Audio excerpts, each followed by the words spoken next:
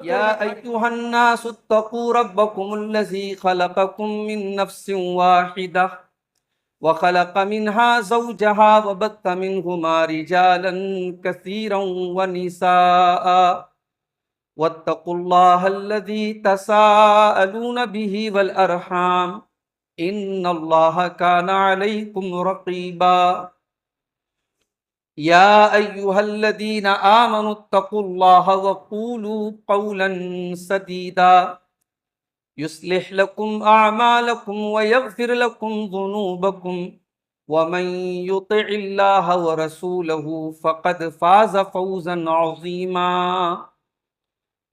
أما بعد فإن خير الحديث كتاب الله وخير الهدي هدي محمد صلى الله عليه وسلم وشر الأمور محدثاتها وكل محدثة بدعة وكل بدعة ضلالة وكل ضلالة في النار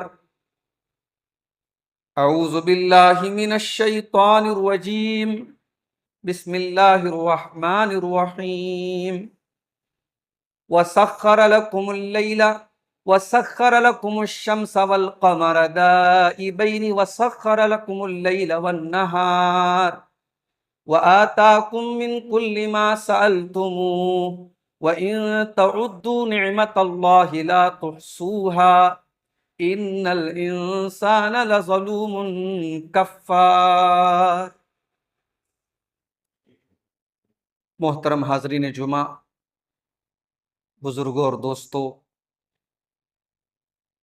اس دنیا میں اللہ تعالیٰ نے ہمیں ان گنت نعمتوں سے نوازا ہے۔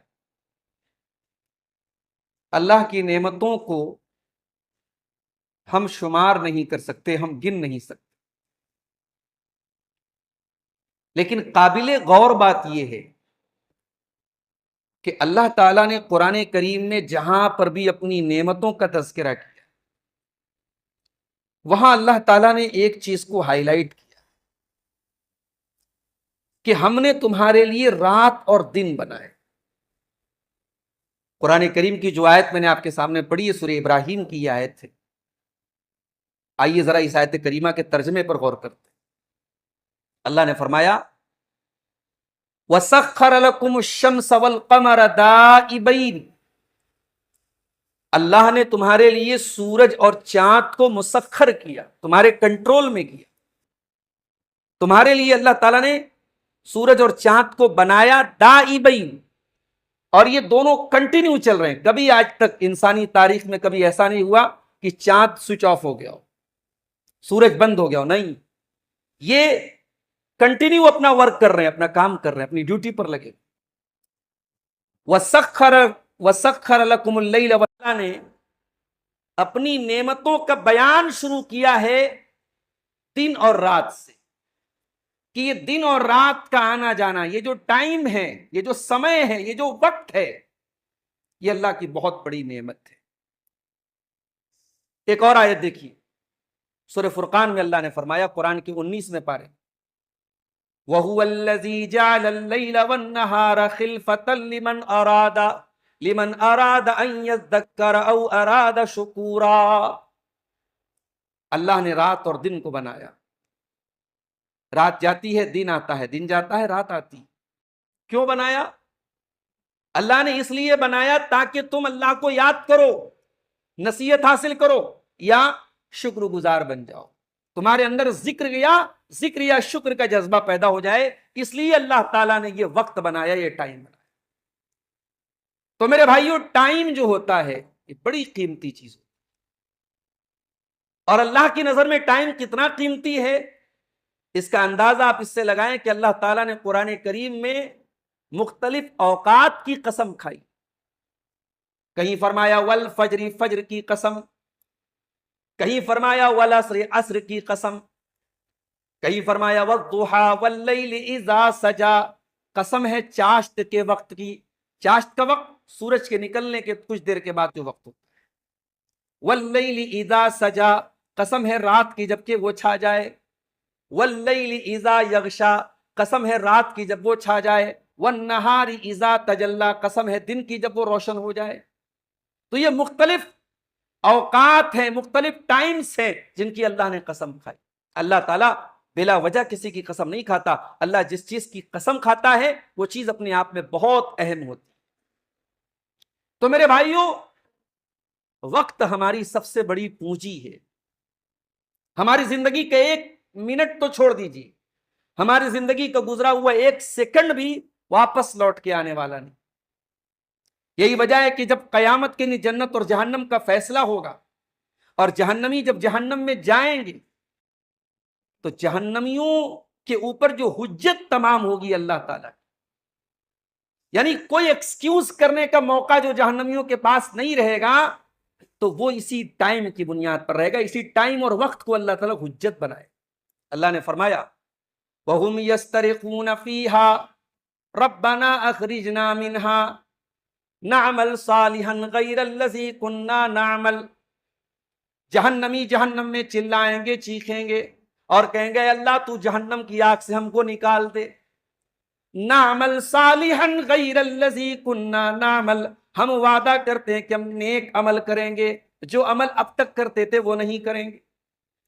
تو اللہ کی طرف سے جواب دیا جائے اولم نعمرکم ما یتذکر فیہ من تذکر وجاءکم النذیر، اے میرے جہنمی بندو، تمہیں ٹائم ملا تھا، تمہیں عمر ملی تھی، 60 سال 50 سال 40 سال، جو بھی تمہیں زندگی میں ٹائم ملا، کیا یہ ٹائم کافی نہیں تھا ایمان لانے کے لیے؟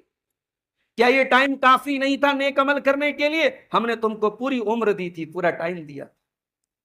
اس وقت میں، اس ٹائم میں اگر تم نصیحت حاصل کرنا چاہتے تو کر سکتے تھے۔ تمہارے پاس ہماری طرف سے ڈرانے والا آیا تھا، کتابیں اتری تھی، رسول آئے تھے، پھر بھی تم ایمان نہیں لائے، تو آج تمہارے پاس ایکسکیوز کا کوئی موقع نہیں ہے۔ اب تمہیں دوبارہ لوٹایا نہیں جائے گا، اب تمہیں جہنم کی اسی آگ میں چلنا ہے۔ میرے عزیزوں، میرے بھائیوں، میرے بزرگوں، یہ جو ٹائم ہے، یہ جو وقت ہے، اس وقت کا ہمیں حساب دینا پڑے۔ یہ ٹائم آپ نے کہاں اسپینڈ کیا؟ یہ وقت آپ نے کہاں گزارا؟ یہ جوانی کہاں گزری؟ یہ بڑھاپا کہاں گزرا؟ یہ زندگی کے شب و روز کہاں گزرے؟ اس سوال کا جواب دیے بغیر ہم قیامت کے دن ہل نہیں سکتے۔ اللہ کے پیارے نبی جناب محمد رسول اللہ صلی اللہ علیہ وسلم فرماتے ہیں لا تزول قدم ابن آدم من عند ربه یوم القیامہ، قیامت کے دن انسان اپنی جگہ سے ہل نہ پائے گا جب تک وہ 5 سوالوں کے جواب نہ دے دے۔ ان عمرہ فیما افنا، تو نے اپنی عمر کو، اپنی زندگی کو کہاں گزارا؟ وعن شبابہ فیما ابلا، تو نے اپنی جوانی کو کہاں گزارا؟ وعن مالہ من این اکتسبہ، تو نے مال کہاں سے کمایا؟ وفیما انفقہ، اور کہاں پر خرچ کیا؟ وماذا عمل فیما علم، اور تو نے جو علم حاصل کیا اس علم کے اوپر تیرا عمل کتنا تھا؟ یہ ہے وہ 5 سوالات جس کا پرچہ اللہ کے رسول نے آؤٹ کر دیا۔ قیامت کے دن کے کوسچن پیپر کو آؤٹ کر دیا گیا، یہ کوسچن، یہ 5 سوالات سب سے پہلے کیے جائیں گے قیامت۔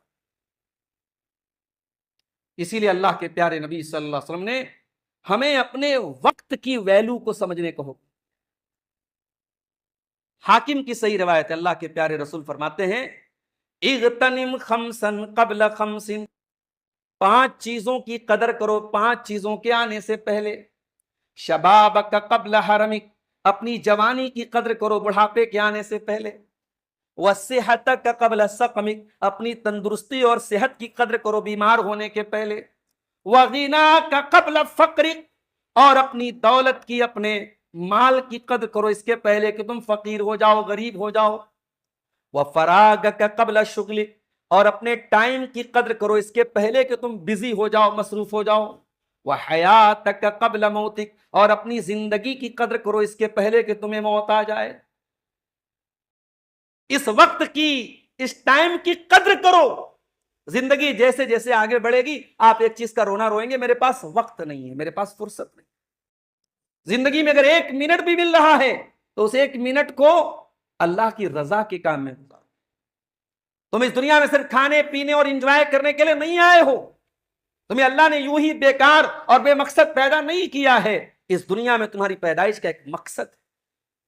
اللہ ہم سے پوچھتا ہے افحسبتم انما خلقناکم عبثا وانکم الینا لا ترجعون.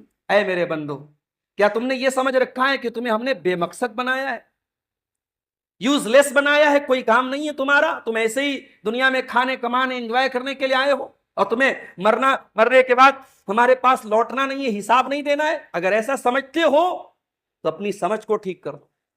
فتعال اللہ الملک الحق، وہ اللہ جو خالق کائنات ہے، جو کریٹر آف دا یونیورس ہے، جس نے اس دنیا کو بنایا ہے، وہ اللہ تعالیٰ، اس کی شان بہت بلند ہے، وہ اتنا لغو کام نہیں کر سکتا. اس نے تمہیں ایک مقصد کے لیے پیدا کیا، اور وہ مقصد کیا ہے؟ اللہ نے سورہ زاریات میں بیان، وَمَا خَلَقْتُ الْجِنَّ وَالْإِنسَ إِلَّا لِيَعْبُدُونَ. اے میرے بندو، میں نے جنات اور انسان کو اپنی عبادت کے لیے، اپنی توحید کے لیے پیدا کیا ہے. میری زندگی کا مقصد تیرے دین کی سرفرازی. میں اسی لیے مسلمان، میں اسی لیے نمازی.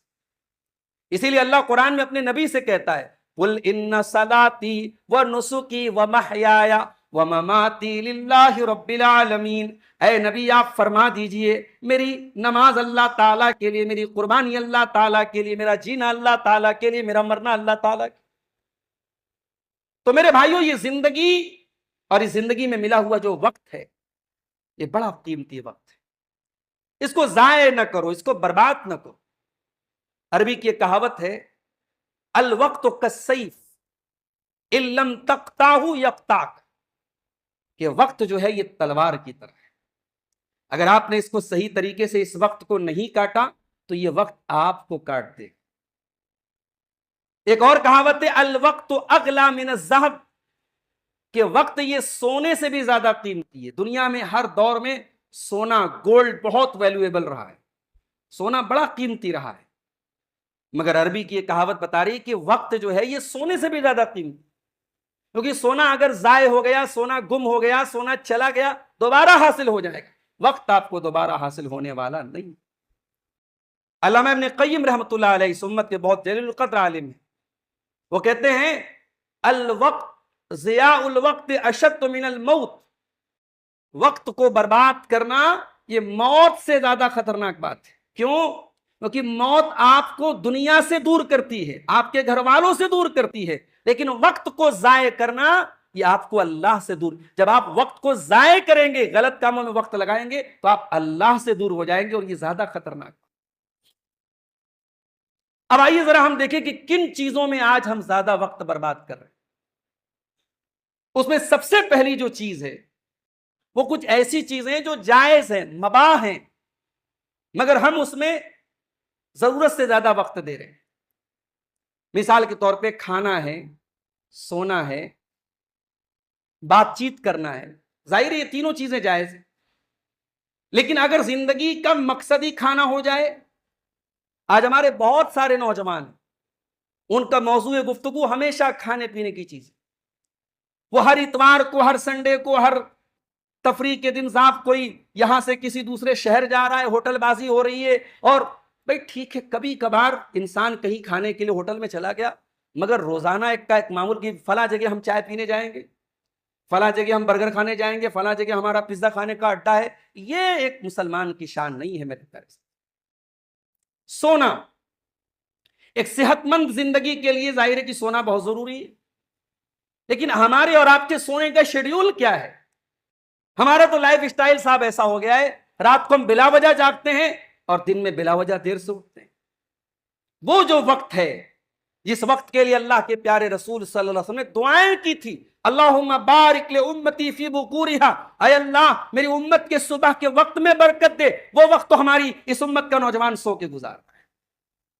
اللہ کے پیارے رسول جب بھی سفر پہ نکلتے، جب بھی کوئی لشکر روانہ کرتے میدان جنگ کے لیے، تو فجر کے وقت، سحر کے وقت آپ روانہ کرتے.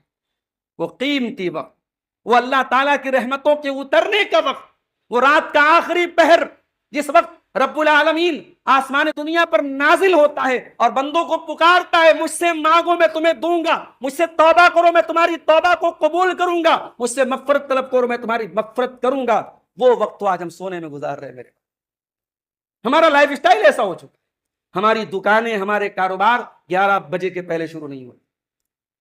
یہ ہم نے کیوں بنایا ہے؟ یہ سسٹم ہم نے کیوں بنایا ہے؟ ہم نے اس برکت والے وقت کو کیوں کھو دیا؟ اور آج ہم کیوں بلا وجہ رات میں دیر میں سوتے ہیں؟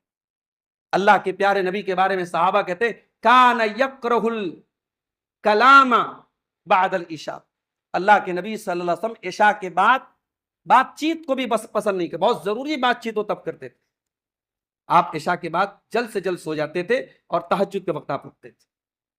تو سونا، اور تیسری چیز ہے بات چیت کرنا، کلام کرنا، بلا وجہ کی باتیں ہو رہی ہیں۔ بعض لوگ تو صاحب اس میں ماہر ہوتے ہیں کہ بڑی باتیں بناتے ہیں، باتیں کرنا یہ کمال نہیں ہے۔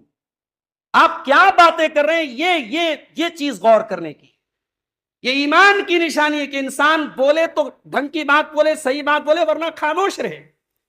اللہ کے پیارے نبی نے فرمایا من کان یؤمن باللہ والیوم الآخر فلیقل خیرا او لیصمت، انسان جو اللہ پر ایمان رکھتا ہے، قیامت کے دن پر ایمان رکھتا ہے، وہ بات کرے تو اچھی بات کرے ورنہ خاموش ہے۔ یہ غیبت، یہ چغلی، یہ شکوے شکایتیں، یہ نفرتیں، یہ بدگمانیاں، یہ سب زبان کے غیر ضروری استعمال کی وجہ سے ہو رہی۔ ہمارا وقت کا ایک بہت بڑا حصہ اس وقت، خاص طور سے ہماری جو نئی نسل ہے، وہ موبائل پر صرف ہو رہا ہے۔ سوشل میڈیا، انسٹاگرام، فیس بک، یہ تمام چیزیں ہمارے نوجوانوں کی زندگی کا ایک بڑا حصہ ان چیزوں پر صرف ہوا، اور اس کا نتیجہ کیا نکلا ہے؟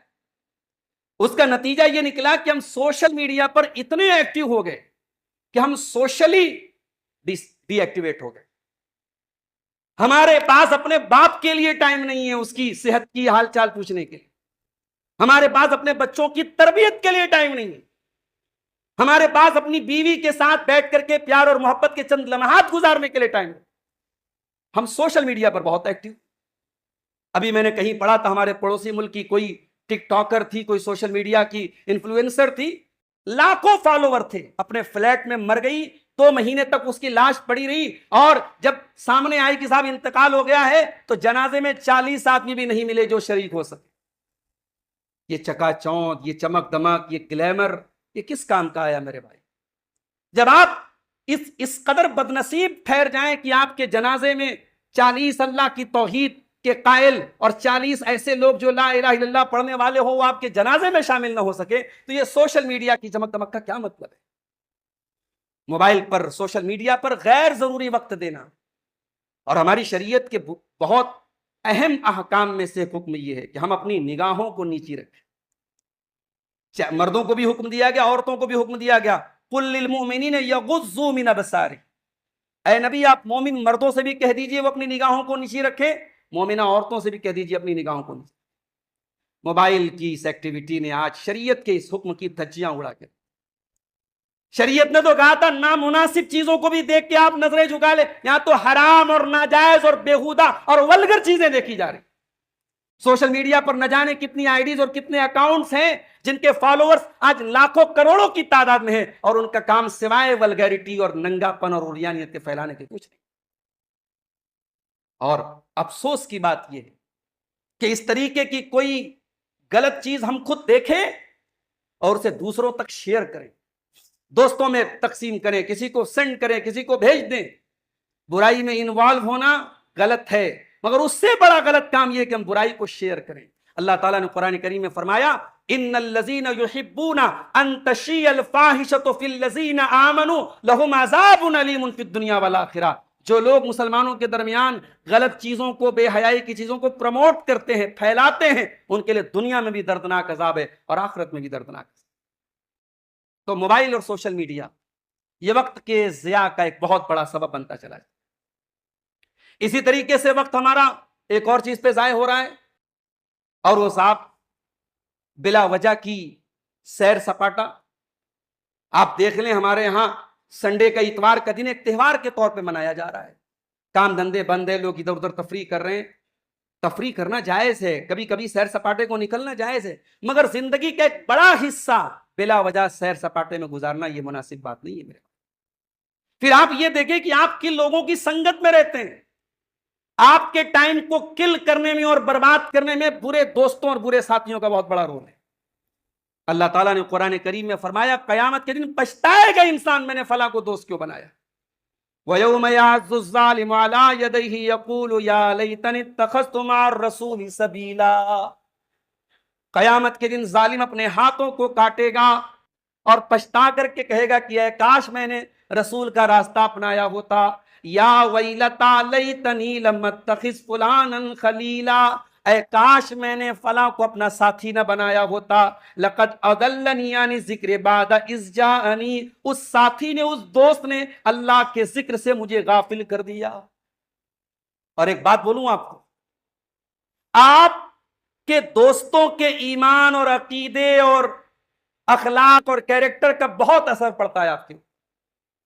یہ اللہ کے رسول کی حدیث ہے، آپ نے فرمایا المرء علی دین خلیلہ، انسان اپنے دوستوں کے دین پر ہوتا ہے۔ تو دین کے اعتبار سے بھی بہت ڈینجرس بات ہے کہ آپ کن لوگوں کے ساتھ اٹھتے بیٹھتے۔ اگر آپ ایسے لوگوں کے ساتھ اٹھیں بیٹھیں گے جن کے ایمان اور عقیدے میں خرابی ہو، جن کی توحید گڑبڑ ہو، جو شرک و بدعت میں لت پت ہو، تو کچھ نہیں ہوگا، تو کم سے کم اتنا ضرور ہو جائے گا کہ شرک و بدعت کے لیے آپ کے سینے میں، آپ کے دل میں کہیں سافٹ کارنر پیدا ہو۔ اس لیے بری سنگت بھی وقت کو برباد کرنے میں بہت بڑا رول ادا کرتی ہے۔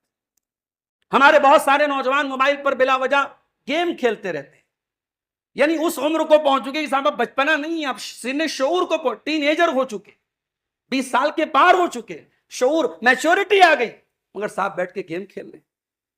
بعض کھیل ایسے ہیں 3 گھنٹے 4 گھنٹے تک وہ کھیل دیکھنے میں ہمارے نوجوان وقت گزارتا ہے۔ شرعی طور پہ کوئی کھیل حرام نہیں ہے، مگر علماء نے لکھا ہے کہ جس کھیل کی وجہ سے آپ اپنی ڈیوٹی کو فراموش کریں، اپنی ضروری چیزوں کو آپ بھول جائیں، نماز سے غافل ہو جائیں، اور جس کھیل سے جسمانی، فزیکلی اور مینٹلی کوئی فائدہ نہ ہو، ہر وہ کھیل آپ کے لیے صحیح نہیں ہے، مناسب نہیں ہے۔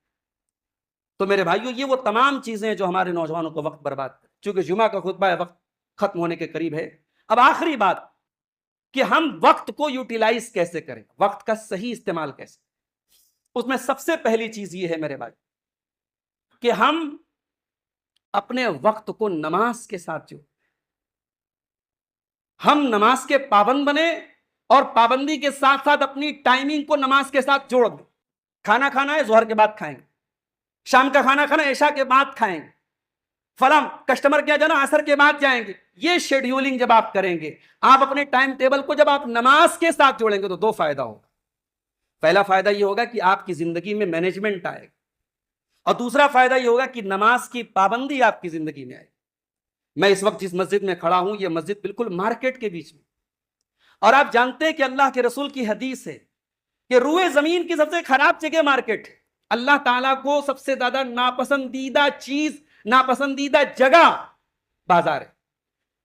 یہ تو بڑی افسوس کی بات ہے بھائی، ہم سب کی ضرورت ہے بازار کے ساتھ جڑی ہے، ہمیں یہیں آنا ہے، یہی خریداری کرنا ہے، یہاں سے ہماری تجارت جڑی ہے، روزی روٹی جڑی ہے۔ اور اللہ کے رسول صلی اللہ علیہ وسلم کی صحیح حدیث ہے احب البلاد الی اللہ مساجدها وابغضها اسواقها، کہ روئے زمین کی سب سے محبوب جگہ اللہ تعالیٰ کے نزدیک مسجد ہے، اور روئے زمین کی سب سے مبغوض جگہ کیا ہے؟ وہ بازار ہے۔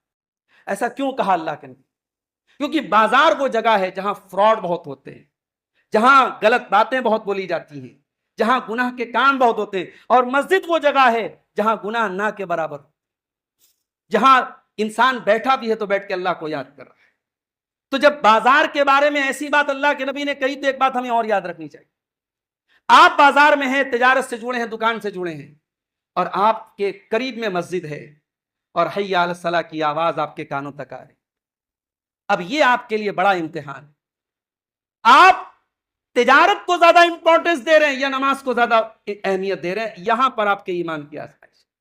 اگر حی علی الصلاۃ کی آوازیں آ رہی ہیں اور آپ کا کاروبار آپ کے لیے اتنا اہم ہے کہ آپ اس آواز کو سننے کو تیار نہیں، آپ مسجد میں آنے کے لیے تیار نہیں ہیں، تو میرے بھائیوں، میرا جملہ سخت ہے مگر معاف کیجیے گا، لعنت ہے ایسے کاروبار کو جو نماز سے ہمیں غافل، لعنت ہے ایسے پیسے پر اور ایسی دولت پر جو اللہ کے ذکر سے ہمیں غافل۔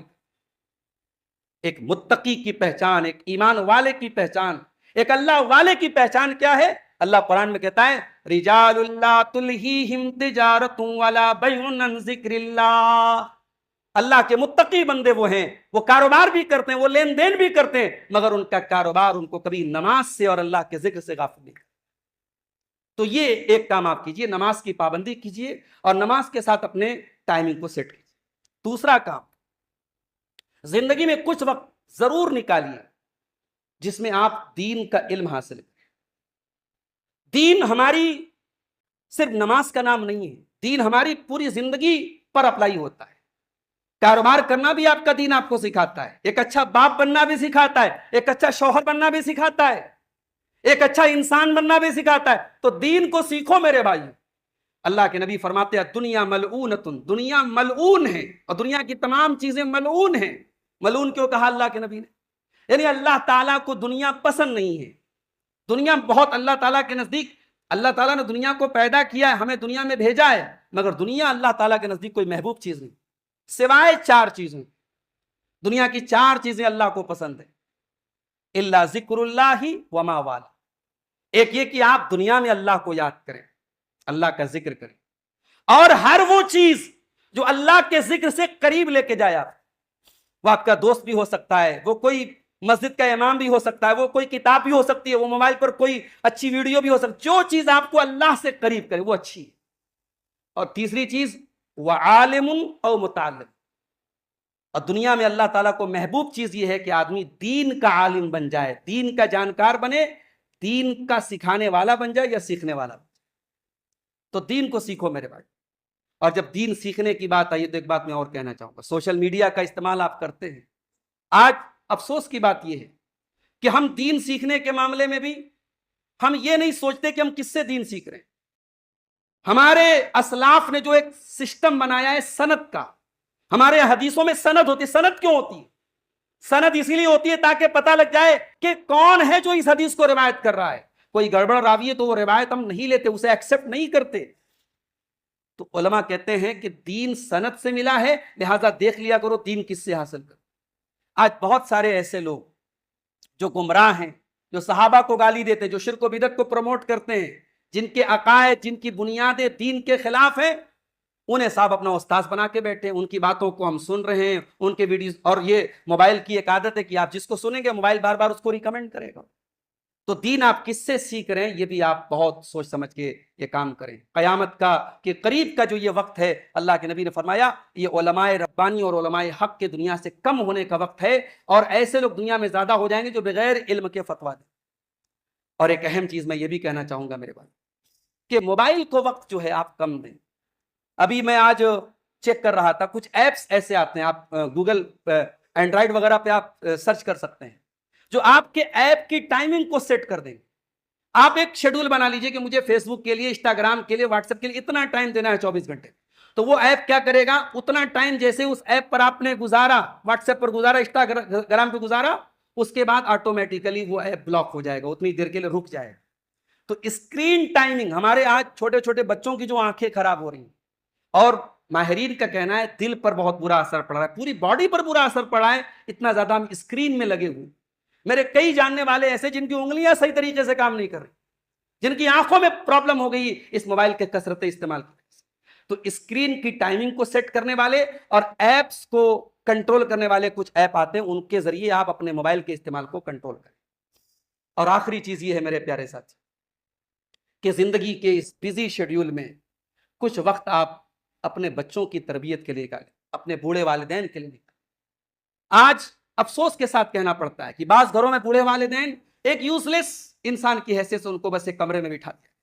قرآن کہتا ہے وَمَن نُعَمِّرْهُ نُنَكِّسُهُ فِي الْخَلْقِ، کہ جسے ہم عمر دراز بنا دیتے ہیں اسے الٹا کر دیتے ہیں، یعنی بچپن کی طرف لوٹا دیتے ہیں۔ جیسے چھوٹا بچہ ہوتا ہے نا، وہ چاہتا ہے کہ میرے بابا میری کیئر کریں، وہ چاہتا ہے کہ میرا باپ جب گھر کے باہر سے آئے تو کچھ لے کے آئے۔